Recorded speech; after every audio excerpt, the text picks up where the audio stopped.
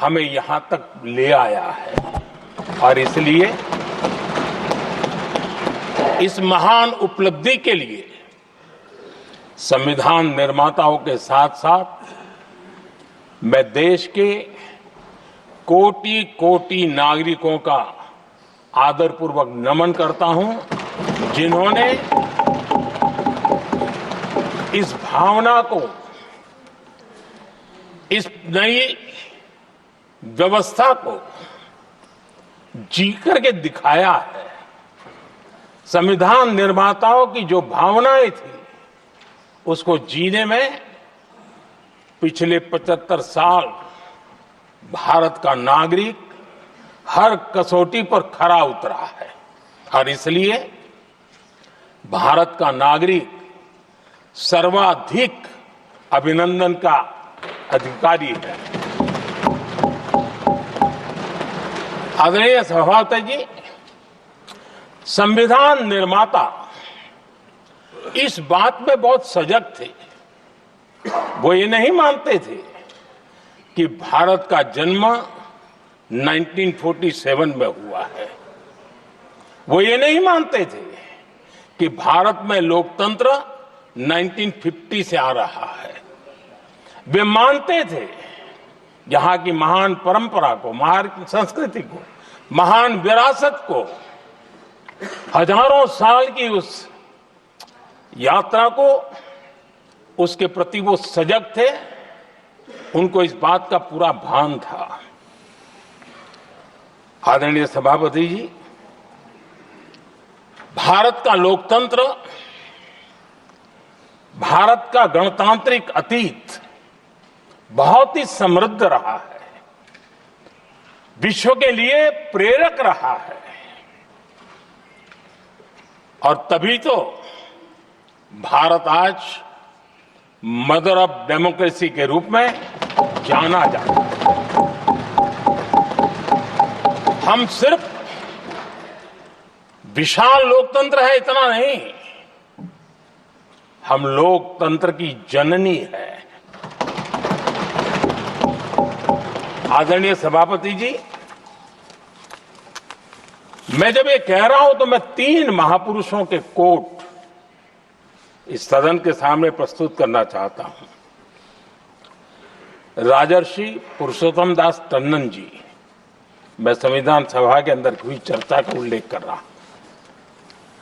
उन्होंने कहा था, सदियों के बाद हमारे देश में एक बार फिर ऐसी बैठक बुलाई गई है, यह हमारे मन में अपने गौरवशाली अतीत की याद दिलाती है।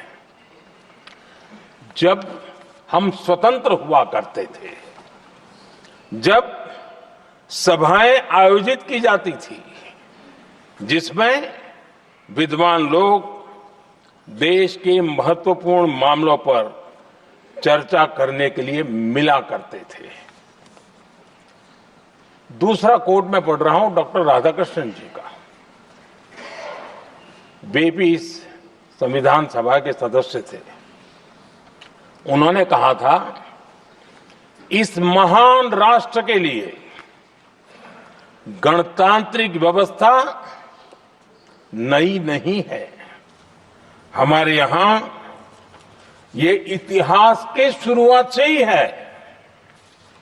और तीसरा कोट मैं बाबा साहब आम्बेडकर का कह रहा हूं। बाबा साहब आम्बेडकर जी ने कहा था, ऐसा नहीं है कि भारत को पता नहीं था कि लोकतंत्र क्या होता है।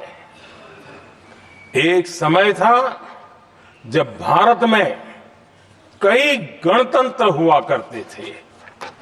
आदरणीय सभापति जी, हमारे संविधान के निर्माण की प्रक्रिया में हमारी देश की नारी शक्ति ने संविधान को सशक्त करने में बहुत बड़ी भूमिका निभाई थी।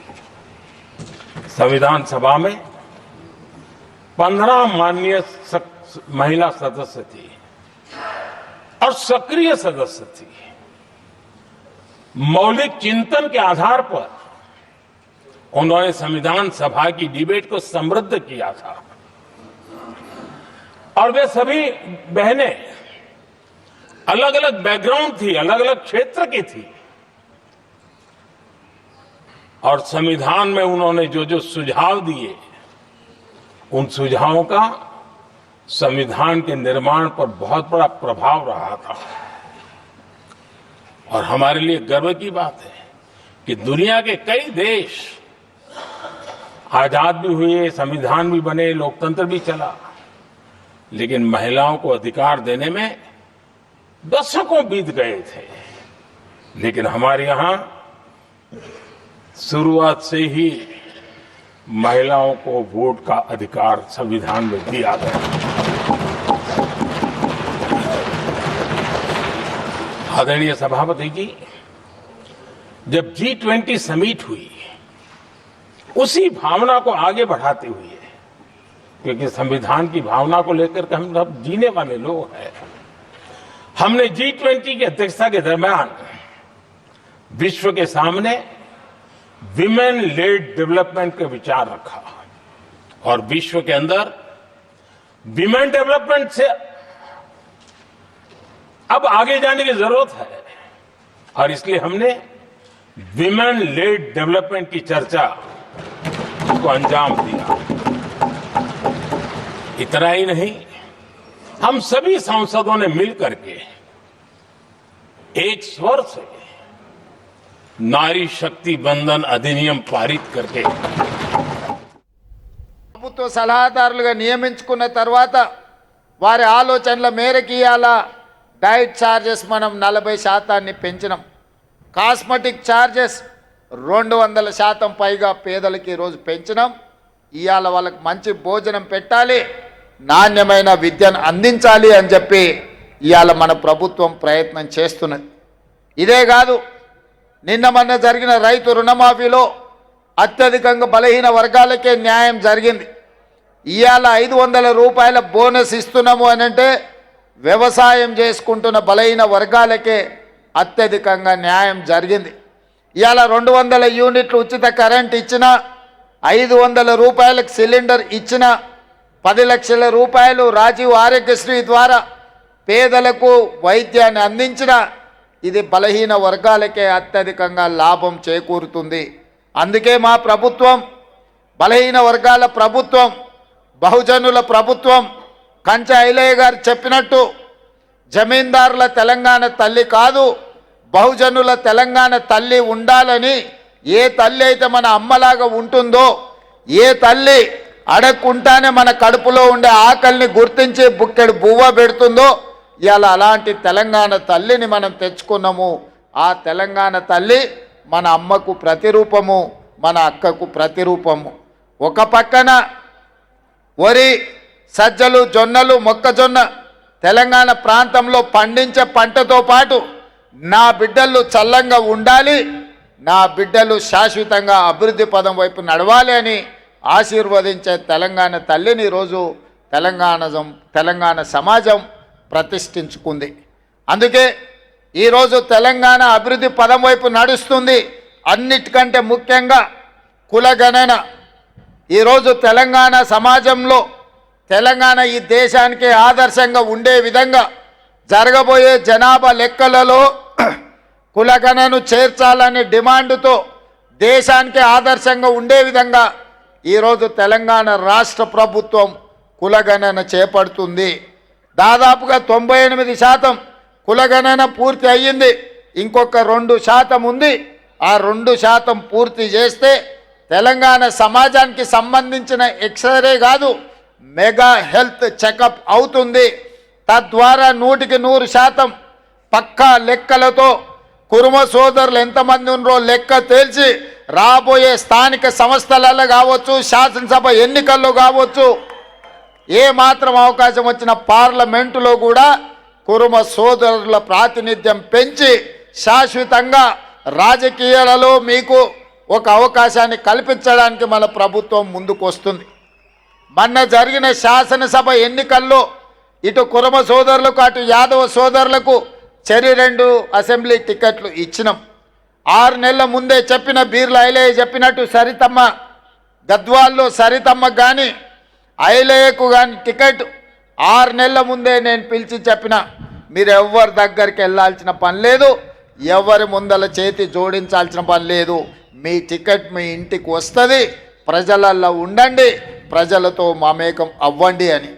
ఇవాళ కుర్మ సోదరులకు 2, యాదవ సోదరులకు 2 టికెట్లు పార్టీ పరంగా కేటాయించడం జరిగింది. కానీ మా సరితమ్మ అతి తక్కువ మార్జిన్తో ఈరోజు ఓడిపోయింది. గెలిపించనుంటే బాగుండేది. నేను కుర్మ సోదరులకు నా సూచన ఒక్కటే, ఎవరికి మీ వాళ్ళకి అవకాశం వచ్చినా మీరందరు కలిసికట్టుగా ఉండి గెలిపించుకున్నప్పుడే మీ ఉనికి మీ మనుగడ కొనసాగుతుంది. రేపు ఏ రాజకీయ పార్టీ అయినా మీకు టికెట్ ఇస్తుంది. లేకపోతే ఏమంటారు, కుర్మ సోదరులకు టికెట్ ఇస్తే గెలిచే అవకాశాలు తక్కువ ఉంటాయి కాబట్టి ఆ టికెట్లు తీసి ఇంకొకరికి ఇవ్వండి అనే ప్రమాదం ఉంది. ఈ ప్రమాదాన్ని మీరు అర్థం చేసుకోండి. గెలిచిన ఎంబడే 4 విప్పులను వేస్తే, ఒకటి కుర్మ సోదరుడు బీర్ల ఐలయ్యకు మొదటిసారి ఎమ్మెల్యేగా గెలిచిన విప్పుగా వేసినాం, ఆది శ్రీనివాస్ కాపు సోదరుడికి వేసినాం, అడ్లూరి లక్ష్మణ్ మాదిగ సోదరుడిని విప్పు వేసినాం, డాక్టర్ రామచంద్ర నాయకు ఒక గిరిజన సోదరుడికి. ముఖ్యమంత్రిగా విప్పులే నా కళ్ళు నా చెవులు, ఎందుకంటే నాకు స్పీకర్కు మధ్యలో అనుసంధానం చేసేదే విప్పులు. అలాంటి పదవుల్లో 2 బలహీన వర్గాలు, ఒక దళితుడు ఒక గిరిజన్ని, 4కి 4 సామాజిక న్యాయము, 4 సామాజిక వర్గాలకు అవకాశం కల్పించి ఈరోజు వాళ్ళని అందరిని కూడా ముందుకు తీసుకెళ్ళడానికి ప్రయత్నం చేస్తున్నాం. ఇవాళ బీర్ల ఐలయ్య విప్ అయిందంటే మీరు ఎమ్మెల్యేగా గెలిపించండు కాబట్టి ఇవాళ విప్ అయిండు. ఇవాళ విప్ అయిండు కాబట్టి ఈ ప్రభుత్వాన్ని మొత్తం దొడ్డి కొమరయ్య భవన్ దగ్గరికి ఎగ్గే మల్లేశం ఎమ్మెల్సీగా ఉన్నాడు, బీర్ల ఐలయ్య ఎమ్మెల్యేగా ఉన్నాడు కాబట్టి ఇవాళ వేలాది మంది మీరు రావడమే కాదు, రాష్ట్ర ప్రభుత్వాన్ని మొత్తం దొడ్డి కొమరయ్య ప్రాంగణానికి తీసుకొచ్చి మీ సమస్యలను మా దృష్టికి, ప్రభుత్వం నుంచి మీ సమస్యల్ని పరిష్కరించడానికి ప్రయత్నం చేస్తుండ్రు. దీని అర్థం పరమార్థం, వచ్చిన అవకాశం వదులుకోవద్దు. మీ బిడ్డల్ని మీరు గెలిపించుకున్నప్పుడే మీ యొక్క ప్రాధాన్యత కనిపిస్తుంది. రాజకీయ పార్టీలు మీకు గౌరవం ఇస్తాయి, మీకు అవకాశాలు వస్తాయి. అట్లా మీరు చేసుకోకపోతే మీకు మీరే నష్టాన్ని తెచ్చుకున్న వాళ్ళు అవుతారు. ఇవాళ నేను మీకు ఒక మాట చెప్పదలుచుకున్న, పక్క రాష్ట్రంలో సిద్ధరామయ్య గారు ఈరోజు ముఖ్యమంత్రిగా 3వసారి, 40 ఏళ్ళు 50 ఏళ్ళు సుదీర్ఘ రాజకీయాలలో మచ్చలేని నాయకుడిగా ఒక కుర్మ సోదరుడు ముఖ్యమంత్రిగా రాణిస్తున్నాడు అని అంటే కాంగ్రెస్ పార్టీ అవకాశం ఇచ్చింది. ఆ అవకాశాన్ని వారు అందిపుచ్చుకున్నారు. కర్ణాటక రాష్ట్రంలో ఈరోజు కాంగ్రెస్ గెలుస్తుంది అని అంటే సిద్ధరామయ్య గారి నాయకత్వంలో కాంగ్రెస్ పార్టీ గెలిచింది అని ఢిల్లీ గుర్తించి వారిని ముఖ్యమంత్రిని చేసింది. ఇవన్నీ కూడా మీరందరూ మీ వాళ్ళని కాపాడుకున్నప్పుడే ఇది సాధ్యమవుతుంది. ఇవాళ సామాజిక న్యాయం జరగాలి అని అంటే మీ టికెట్లు మీకు వచ్చినప్పుడు మీరు గెలిపించుకోవాలి. కొన్నిసార్లు కొన్ని ఇబ్బందులు ఉంటాయి, మనం రకరకాల వేరే వేరే పార్టీలలో ఉంటాం, కానీ ఓ సందర్భం వచ్చినప్పుడు మన సమాజాన్ని మన సంఘాన్ని గెలిపించుకోవాలంటే మనం అందరం కూడా ఏకం కావాల్సిన అవసరం ఉంటుంది. అవకాశాలు వచ్చేవాళ్ళు ఎక్కడున్నా నడుస్తుంది, వర్గాలుగా విడిపోయినా నడుస్తుంది. ఎక్కడున్న వాళ్ళ కొమ్ము గెలిస్తే వాళ్ళు ఒక దిక్కు ఉండాల్సిన పని లేదు. లేక అవకాశం వస్తే మీరందరూ ఒక్క దిక్కున ఉండాలి, ఒక్క పక్కన ఉండాలి. ఆ వచ్చిన అవకాశాన్ని అందిపుచ్చుకోవాలి. అప్పుడే మీరు ఈ సమాజంలో మనుగడ సాధించగలుగుతారు. అందుకే మిత్రులారా, ఇవాళ ఎగ్గే మల్లేశం గారు చాలా విషయాలు అన్ని కలిపి కూడితే తీస్తే లెక్కలెత్తే 10 కోట్లకు కూడా వచ్చేటట్లేవు. మీరు ఎంత అమాయకులో దీన్ని బట్టి అర్థం చేసుకోవచ్చు. ఎన్ని వేల మంది వచ్చారో గన్ని కోట్లు కూడా అడగలే. మీరు అడిగింది ఏది ఈ ప్రభుత్వం కాదన్నదు, ఈ ప్రభుత్వం మీది. ఎగ్గే మల్లేశం నాకు మంచి మిత్రుడు, బీర్ల ఐలయ్య మంచి కాంగ్రెస్ పార్టీ నమ్మకమైన నాయకుడు. తప్పకుండా మీ ఏవేవైతే అంశాలు నా దృష్టికి తీసుకొచ్చిండ్రో వాటన్నిటినీ మీకు ఇవ్వడమే కాకుండా ఇంకా భవిష్యత్తులో రాజకీయంగా ఆర్థికంగా సంక్షేమ పథకాలలో మీ కోటా మీకు ఇచ్చే ప్రయత్నం చేస్తాం. తప్పకుండా దొడ్డి కొమరయ్య గారి పేరు శాశ్వతంగా ఈ తెలంగాణ సమాజంలో గుర్తుండిపోయే విధంగా ప్రభుత్వం చర్యలు తీసుకుంటుంది. గతంలో రవీంద్ర భారతిలో కార్యక్రమంలో కంచె ఐలయ్య గారి సూచన మేరకే మహిళా యూనివర్సిటీకి చాకలి ఐలమ్మ యూనివర్సిటీ అని పెట్టడం జరిగింది. వారు ఈరోజు ఏదైతే అంశాన్ని గుర్తు చేసిండ్రో తప్పకుండా రాష్ట్ర ప్రభుత్వం ఆలోచన చేస్తుంది. సహచర మంత్రివర్గ సభ్యులతోని మాట్లాడి దొడ్డి కొమరయ్య గారి పేరు ఈ తెలంగాణ రాష్ట్రంలో గుర్తుండిపోయే విధంగా కార్యక్రమం తీసుకుంటుందని మీ అందరికీ తెలియజేస్తూ, ఇంత ఆలస్యమైన వేలాది మంది ఇక్కడికి వచ్చేసి కురుమ సోదరులు వాళ్ళ అభిమానాన్ని చాటుకున్నందుకు శాశ్వతంగా మీ అభివృద్ధి కార్యక్రమాలకి ప్రభుత్వం అండగా నిలబడుతుందని తెలియజేస్తూ మీ అందరి దగ్గర సెలవు తీసుకుంటున్న మిత్రులారా, ధన్యవాదాలు. कि संविधान की मूल धारा में भारत की एकता का महात्म्य स्वीकार किया गया है और उसको हमें बल देना चाहिए. आदरणीय सभापति जी, संविधान के आज 75 वर्ष हो रहे हैं, लेकिन हमारे यहां तो 25 वर्ष का भी महत्व होता है, 50 वर्ष का भी महत्व होता है, 60 साल का भी महत्व होता है. जरा हम इतिहास की तरफ नजर करें कि संविधान यात्रा के इन महत्वपूर्ण पड़ाव का क्या हुआ था. जब देश संविधान के 25 वर्ष पूरे कर रहा था, उसी समय हमारे देश में संविधान को नोच लिया गया, इमरजेंसी आपातकाल लाया गया.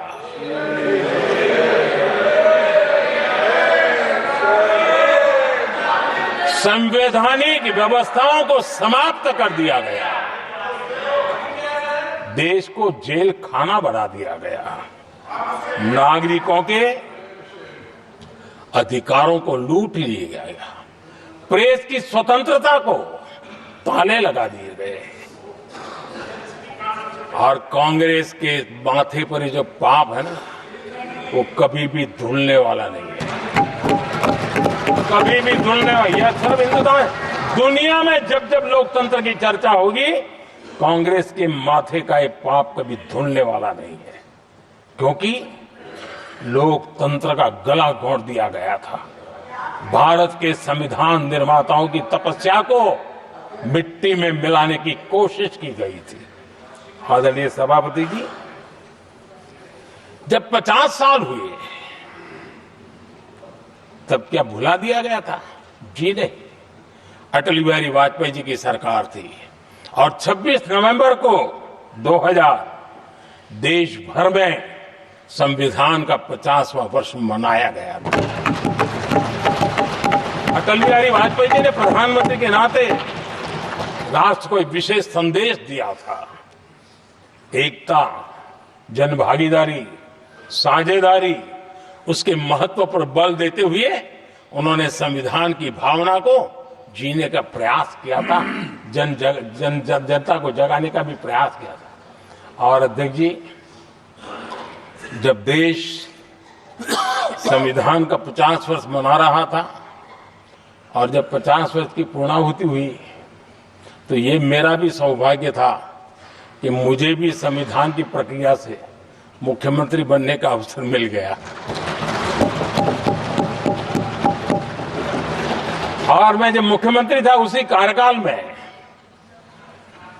संविधान के 60 साल हुए और तब मैंने तय किया था मुख्यमंत्री के नाते कि हम गुजरात में संविधान के 60 साल मनाएंगे.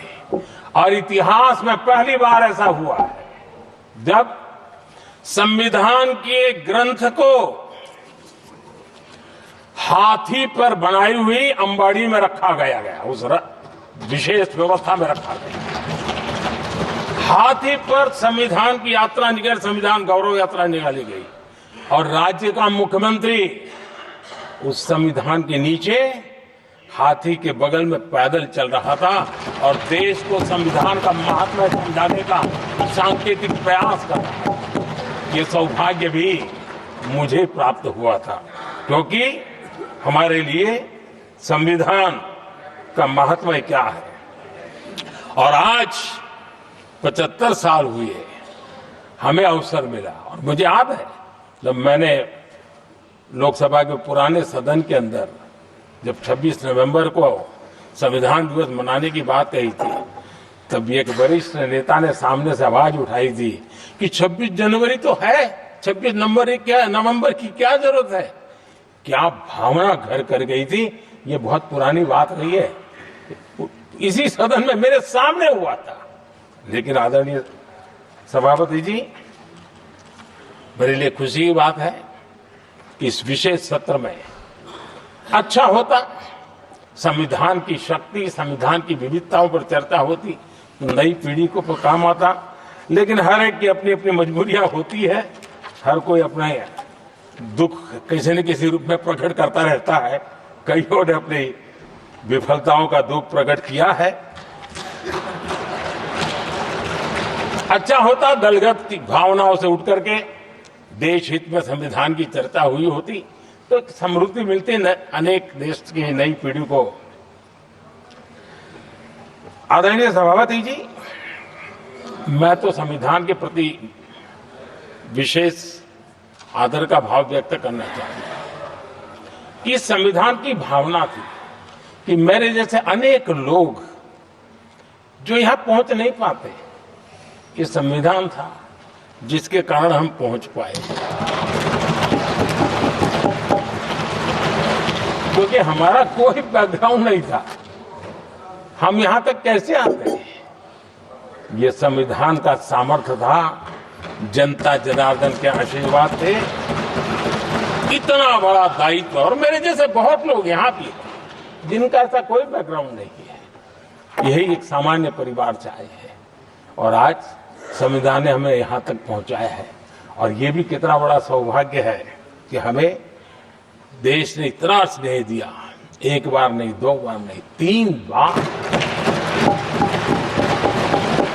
ये हमारे संविधान के बिना संभव नहीं था। आदरणीय सभापति जी,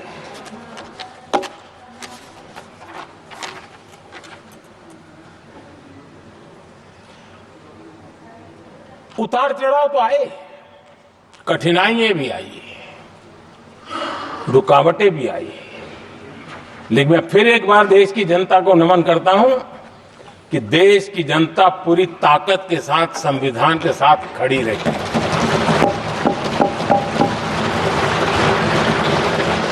आदरणीय सभापति जी, मैं आज यहां किसी की व्यक्तिगत आलोचना करना नहीं चाहता हूं, लेकिन तथ्यों को देश के सामने रखना जरूरी है, और इसलिए मैं तथ्यों को रखना चाहता हूं। कांग्रेस के एक परिवार ने संविधान को चोट पहुंचाने में कोई कोर कसर नहीं छोड़ी है।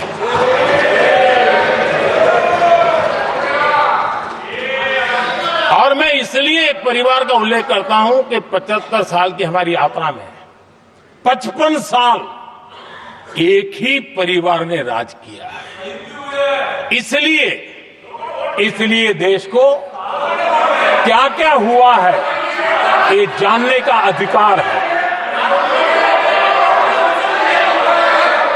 और इस परिवार के कुविचार, कुरीति, कुनीति, इसकी परंपरा निरंतर चल रही है। हर स्तर पर इस परिवार ने संविधान को चुनौती दी। आदरणीय सभापति जी, 1947 टू 1952 इस देश में इलेक्टेड गवर्नमेंट नहीं थी।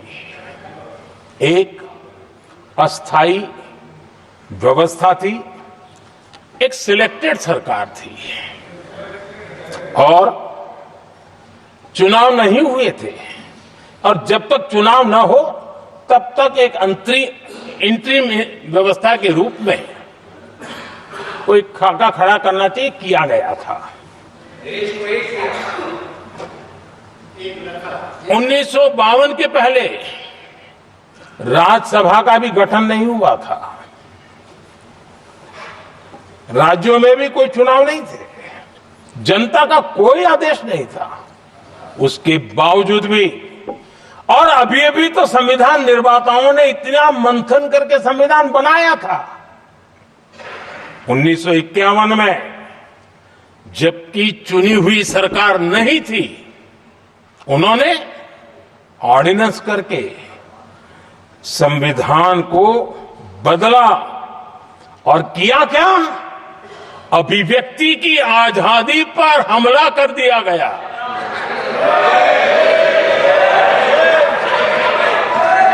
और ये संविधान निर्माताओं का भी अपमान था, क्योंकि ऐसी बातें कोई संविधान सभा में नहीं आई होगी, ऐसा नहीं है, लेकिन वहां उनकी चली नहीं।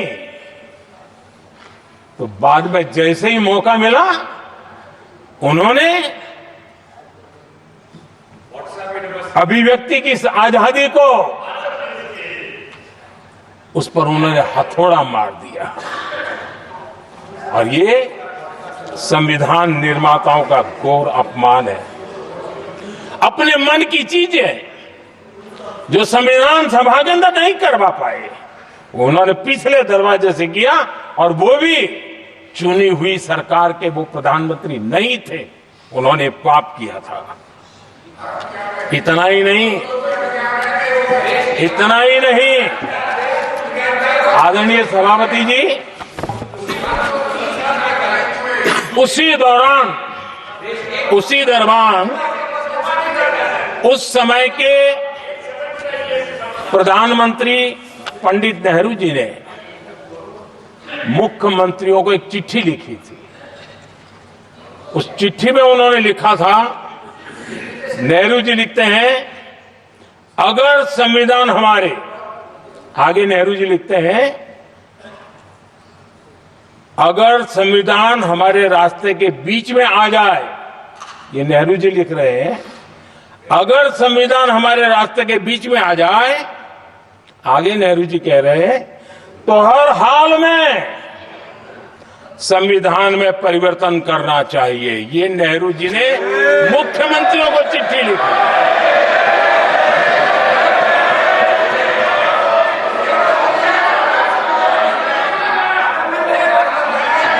और आदरणीय सभापति जी, ये भी देखिए, 1951 में ये पाप किया गया, लेकिन देश चुप नहीं था। उस समय राष्ट्रपति डॉक्टर राजेंद्र प्रसाद जी ने चेताया, ये गलत हो रहा है। उस समय स्पीकर पद पर बैठे हुए हमारे स्पीकर महोदय ने भी पंडित जी को कहा, गलत कर रहे हो। इतना ही नहीं, आचार्य कृपलानी जी, जयप्रकाश नारायण जैसे महान कांग्रेसी लोगों ने भी पंडित नेहरू ने कहा कि ये रोको, लेकिन पंडित जी का अपना संविधान चलता था, और इसलिए उन्होंने इतने वरिष्ठ महानुभावों की सलाह मानी नहीं, और उसे भी उन्होंने दरकिनार कर दिया। और आदरणीय सभापति जी, ये संविधान संशोधन करने का ऐसा खून कांग्रेस के मुंह लग गया कि समय समय पर वो संविधान का शिकार करती रही। ये खून मुंह पे लग गया। इतना ही नहीं, संविधान के स्पिरिट को लहूलुहान करती रही। आदरणीय सभापति जी, करीब 6 दशक में 75 बार संविधान बदला गया।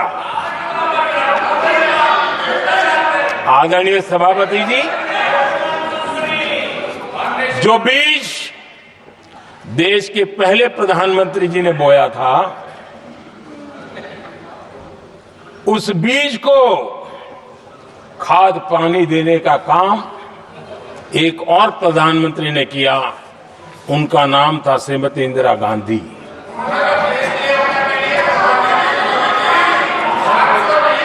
जो पाप पहले प्रधानमंत्री करके गए और जो खून लग गया था 1971 में, सुप्रीम कोर्ट का एक फैसला आया था। उस सुप्रीम कोर्ट के फैसले को संविधान बदल करके पलट दिया गया और 71 में ये संविधान संशोधन किया गया था। और क्या था, उन्होंने हमारे देश की अदालत के पंख काट दिए थे और यहां पर तो किया था कि संसद संविधान के किसी भी आर्टिकल में जो मर्जी पड़े वो कर सकती है और अदालत उसकी तरफ देख भी नहीं सकती है। अदालत के सारे अधिकारों को छीन लिया गया था। ये पाप 1971 में उस समय की प्रधानमंत्री श्रीमती इंदिरा गांधी ने किया था।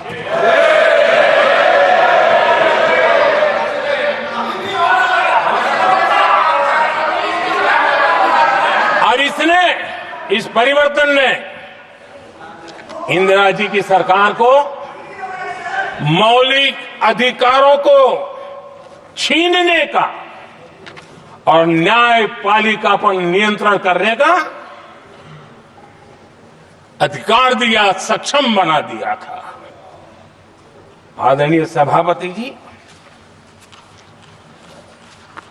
खून मुंह पे लग गया था, कोई रोकने वाला था नहीं। और इसलिए जब इंदिरा जी के चुनाव को गैर रीति के कारण, असंवैधानिक तरीके से चुनाव लड़ने के कारण अदालत ने उनके चुनाव को खारिज कर दिया और उनको एमपी पद छोड़ने की नौबत आई, तो उन्होंने गुस्से में आकर के देश पर इमरजेंसी थोप दी, आपातकाल लगा दिया अपनी कुर्सी बचाने के लिए। और उसके बाद इतना ही नहीं, उन्होंने इमरजेंसी तो लगाई, संविधान का दुरुपयोग तो किया ही किया, भारत के लोकतंत्र का गला तो घोंट ही दिया।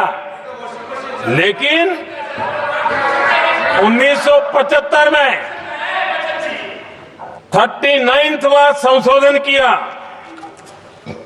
और उसमें उन्होंने क्या किया, राष्ट्रपति, उपराष्ट्रपति, प्रधानमंत्री, अध्यक्ष, इनके चुनाव के खिलाफ कोई कोर्ट में जा ही नहीं सकता है, ऐसा उन्होंने, और वो भी रिट्रोस्पेक्टिव किया, आगे के लिए नहीं, पीछे का भी, अपने पापों का भी उन्होंने। और आदरणीय सभापति जी, मैं संविधान की बात कर रहा हूं, मैं संविधान के आगे पीछे कुछ नहीं बोल रहा हूं।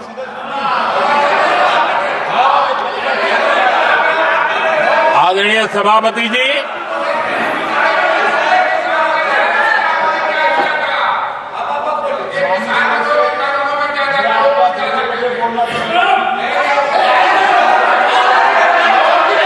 आदरणीय सभापति जी, इमरजेंसी में लोगों के अधिकार छीन लिए गए,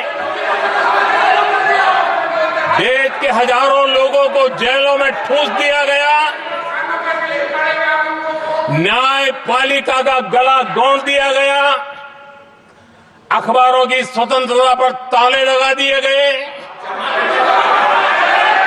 इतना ही नहीं, कमिटेड जुडिशरी, इस विचार को उन्होंने पूरी ताकत दी। और इतना ही नहीं, जिस जस्टिस एच.आर. खन्ना ने उनके चुनाव में उनको खिलाफ जो जजमेंट दिया था, वो इतना गुस्सा भरा था कि जब जस्टिस एच.आर. खन्ना जो सीनियरिटी के आधार पर सुप्रीम कोर्ट के चीफ जस्टिस बनने थे, जिन्होंने संविधान के सम्मान करते हुए उस पीरियड से इंदिरा जी को सजा दी थी, उन्होंने मुख्य न्यायाधीश नहीं बनने दिया। ये संविधान और अलोकतांत्रिक प्रक्रिया रही।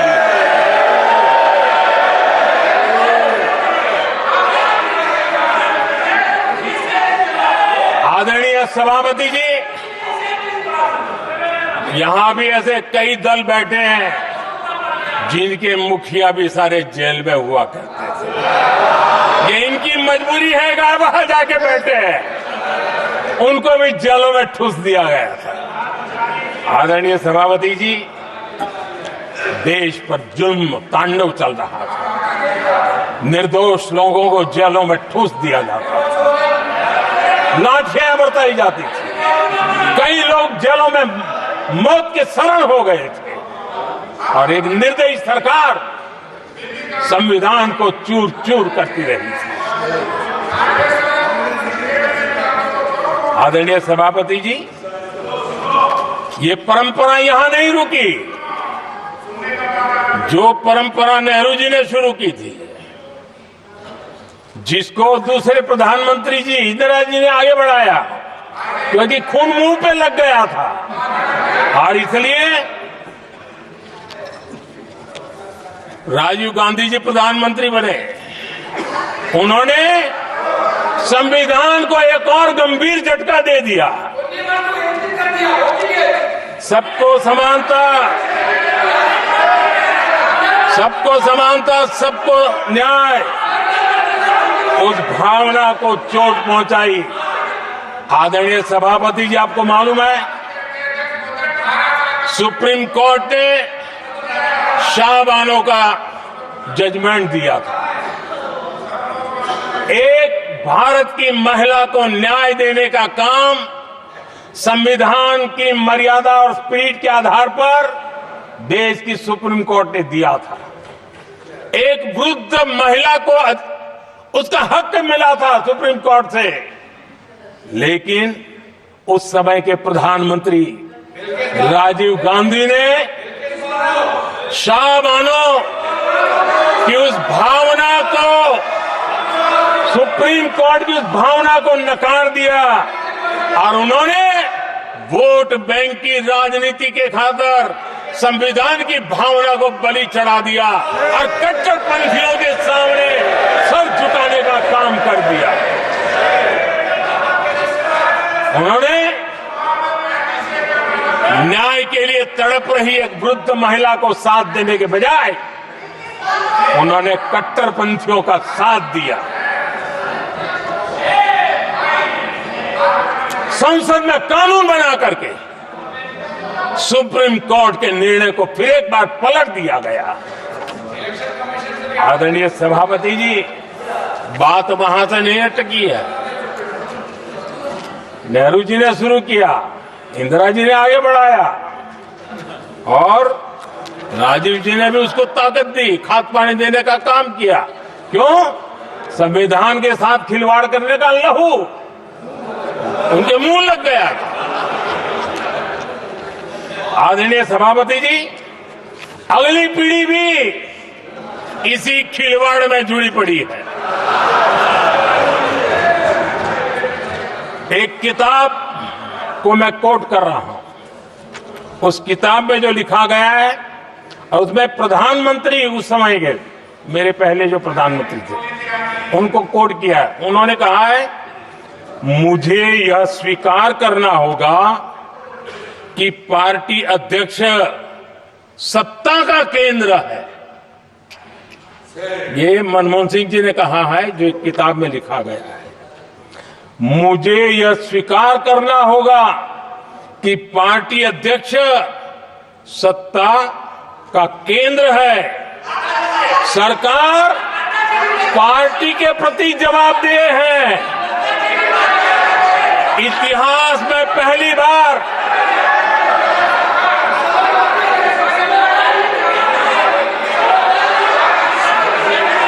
आदरणीय सभापति जी, नहीं, आप सदन इतिहास तरीके से में नहीं चलाया पहली जाता। बार नो, ये तरीका बिल्कुल ठीक नहीं है।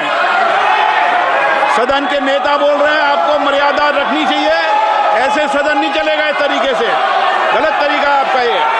माननीय प्रधानमंत्री जी, आदरणीय सभापति जी, इतिहास में पहली बार संविधान को ऐसी गहरी चोट पहुंचा दी गई।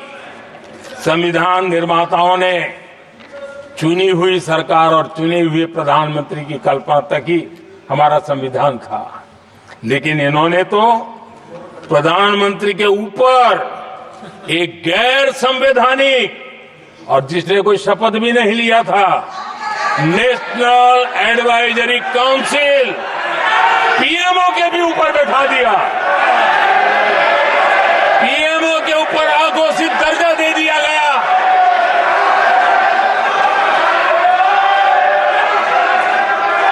आदरणीय सभापति जी, इतना ही नहीं, और एक पीढ़ी आगे चले, और उस पीढ़ी ने क्या किया? भारत के संविधान के तहत देश की जनता जनार्दन सरकार चुनती है और वो सरकार का मुखिया कैबिनेट बनाता है। ये संविधान के तहत है। इस कैबिनेट ने जो निर्णय किया, संविधान का अपमान करने वाले अहंकार से भरे लोगों ने पत्रकारों के सामने कैबिनेट के निर्णय को फाड़ दिया। संविधान को हर मौके पर संविधान के साथ खिलवाड़ करना, संविधान को न मानना, ये जिनकी आदत हो गई थी। और दुर्भाग्य देखिए, एक अहंकारी व्यक्ति कैबिनेट के निर्णय को फाड़ दे और कैबिनेट अपना फैसला बदल दे। ये कौन सी व्यवस्था है? आदरणीय सभापति जी, मैं जो कुछ भी कह रहा हूं वो संविधान के साथ क्या हुआ उसी की बात कर रहा हूं। उस समय करने वाले पात्रों को लेकर किसी को परेशानी होती होगी, लेकिन बात संविधान की है। मेरे मन के और मेरे विचारों को मैं अभिव्यक्त नहीं कर रहा हूं।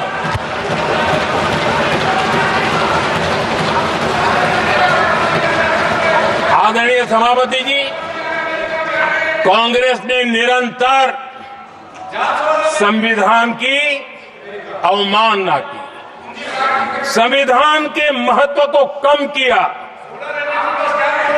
कांग्रेस इसके अनेक उदाहरणों से भरा पड़ा हुआ है। संविधान के साथ धोखेबाजी कैसे करते थे, संवैधानिक संस्थाओं को कैसे नहीं मानते थे, इस देश में बहुत कम लोगों को मालूम होगा। 370 की तो पता है सबको, 35A का पता बहुत कम है। संसद में आए बिना, जबकि संसद में आना पड़ता, संसद को ही अस्वीकार कर दिया गया। भारत के संविधान का अगर कोई पहला पुत्र है तो ये संसद है, उसको भी उन्होंने गला घोटने का काम किया। 35A जो संसद में लाए बिना उन्होंने देश पर थोप दिया, और अगर 35A न होता तो जम्मू कश्मीर में जो हालत पैदा हुई वो हालत पैदा न हुई होती। राष्ट्रपति के आदेश पर ये काम किया गया और देश की संसद को अंधेरे में रखा गया। आदरणीय सभापति, ये संसद का अधिकार था, कोई अपनी मनमानी से नहीं कर सकता था, लेकिन और उनके पास बहुमत था, कर सकते थे, लेकिन वो नहीं किया क्योंकि पेट में पाप था, देश की जनता से छुपाना चाहते थे। आदरणीय सभापति जी, इतना ही नहीं, बाबा साहब आम्बेडकर जिनके प्रति आज सम्मान का भाव सब कोई अनुभव कर रहा है, और हम लोगों के लिए तो बहुत विशेष है, क्योंकि हम लोगों के लिए तो जीवन में बहुत बड़ी जो कुछ भी रास्ते मिले ना वहीं से मिले हैं। आदरणीय सभापति जी, बाबा साहब आम्बेडकर, इनके प्रति भी इनके मन में कितनी कटुता भरी थी, कितना द्वेष भरा था, मैं आज उसके डिटेल में जाना नहीं चाहता हूं। लेकिन जब अटल जी की सरकार थी तब बाबा साहब आम्बेडकर, उनका जो महापरिनिर्वाण भूमि है, वहां पर अलीपुर रोड पर अटल जी की सरकार में बाबा साहब आम्बेडकर जी के स्मृति में एक स्मारक बनाना तय हुआ। अटल जी के समय ये नहीं हुआ। दुर्भाग्य देखिए, 10 वर्ष यूपीए की सरकार रही, उसने इस काम को नहीं किया, न होने दिया। बाबा साहब आम्बेडकर का जब हमारी सरकार आई, बाबा साहब आम्बेडकर के प्रति हमारा सब श्रद्धा होने के कारण हमने अलीपुर रोड पर बाबा साहब मेमोरियल बनाया और उसका काम किया। आदरणीय सभापति जी, दिल्ली में जब बाबा साहब आम्बेडकर के 1992 में, उस समय चंद्रशेखर जी कुछ समय थे, तब एक निर्णय किया गया था, आम्बेडकर इंटरनेशनल सेंटर यही जनपद के पास 40 साल तक वो कागज पे ही पड़ा रहा, नहीं किया गया। और तब जाकर के 2015 में हमारी सरकार आई और हमने आकर के इस काम को पूरा किया। बाबा साहब को भारत रत्न देने का काम भी जब कांग्रेस सत्ता से बाहर गई तब संभव हुआ। इतना ही नहीं, आदरणीय सभापति जी, बाबा साहब आम्बेडकर के 125 साल तो हमने पूरी दुनिया में बनाए थे, विश्व के 120 देशों में बनाने का काम किया था। लेकिन जब बाबा साहब आम्बेडकर की शताब्दी थी, तब अकेली बीजेपी की सरकार थी मध्य प्रदेश में। सुंदरलाल जी पटवा हमारे मुख्यमंत्री जी थे, और महू में जहां बाबा साहब आम्बेडकर जी का जन्म हुआ था, उसको एक स्मारक के रूप में पुनर्निर्माण करने का काम सुंदरलाल पटवाई जी जब मुख्यमंत्री थे तब मध्य प्रदेश में हुआ था। शताब्दी के समय भी उनके साथ यही किया गया था। आदरणीय सभापति जी,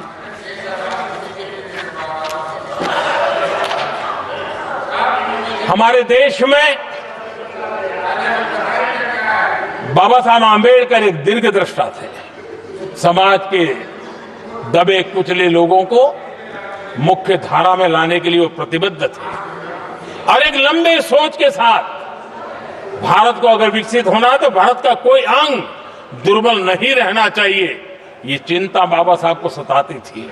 और तब जाकर के हमारे देश में आरक्षण की व्यवस्था बनी। लेकिन वोट बैंक की राजनीति में खुपे हुए लोगों ने, डूबे हुए लोगों ने धर्म के आधार पर, तुष्टीकरण के नाम पर आरक्षण के अंदर कुछ न कुछ नुक्सेदनी करने का प्रयास किया, और इसका सबसे बड़ा नुकसान एससी।